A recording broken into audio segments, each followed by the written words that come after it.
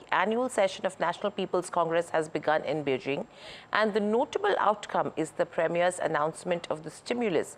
Here's a report by Zoza Shen wrapping up the outcome. Let's listen in. China's top legislature, the National People's Congress, has begun its annual session here in Beijing. The initial agenda for the country's lawmakers is to deliberate the government work report delivered by Chinese Premier Li Qiang. And the Premier said the world's second largest economy has set its annual growth rate at around 5% this year, the same as last year's figure. And the growth projection is slightly higher than the International Monetary Fund's forecast of 4.6%. The IMF has warned of potential impact stemming from tariffs that the Trump administration renewed this week. And Premier Li pledged that China will pursue a more proactive policy and exercise a moderately loose monetary policy in 2025. To better stabilize economic growth, the report said China will issue 1.3 trillion yuan, or about $178 billion in ultra-long-term special treasury bonds this year, up from 1 trillion yuan last year.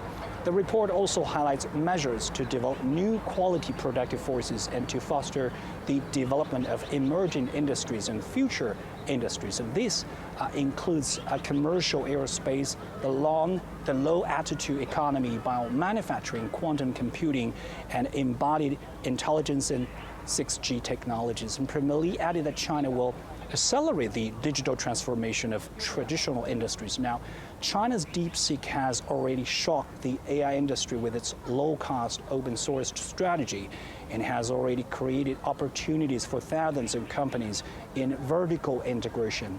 And the initiative Artificial Intelligence Plus, which appeared in last year's government work report, has been materialized thanks to government's policy support. The government continues to encourage the digital economy to align with further technology innovation.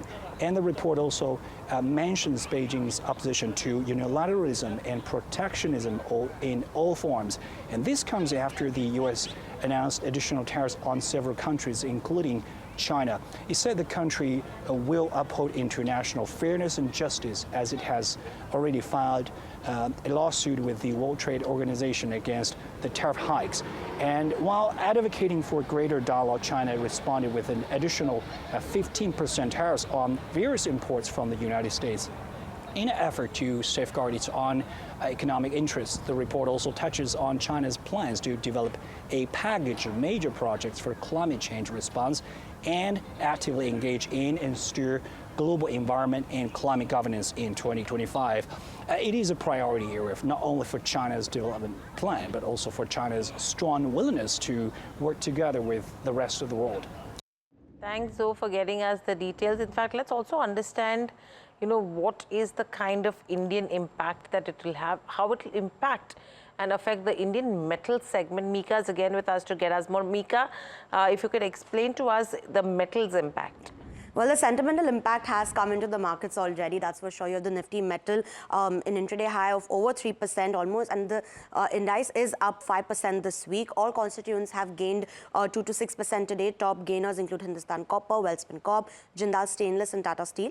In terms of the key, it was because of the stimulus, announced during the meeting. Some of the things that are worth, mentioning is the focus on improving domestic demand, the aim for bringing stability for the housing sector, as well as a cut in steel output. Now, why China's stimulus matters for metals? Well, China is one of the world's largest consumer of base metals. They are key influencer of global demand for metals, and Indian companies have struggled for several quarters now because of the weak pricing, because of low Chinese demand. So China's measures actually meeting success will aid overall global demand and then your prices globally, which does have a follow-through effect on India.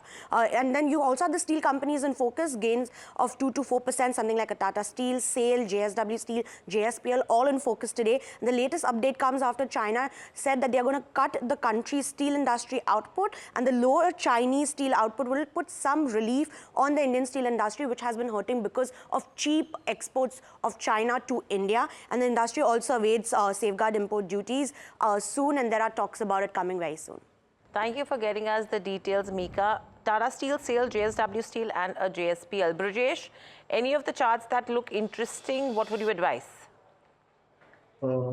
So yeah, so if I speak, Tata Steel is something which is poised for some bounce back. So maybe like 150, 155 is the derivative trade one can look for. So Tata Steel, there is an opportunity. Plus, if you look at the NALCO, National Aluminium, there is one trade setup where the long build up has been seen from the daily and the weekly time frame. So then some positivity will flow in National Aluminium as well. And Hindalco, you didn't speak, but then I think Hindalco is something which has get up very strongly from the level. This is the exact resistance where the Hindalco is trading. If it sustains and it trades above this level, then I think Hindalco can move another 50 points on the higher side. So directionally, Hindalco Tata Steel is pretty good, and Nalco can be some option trades.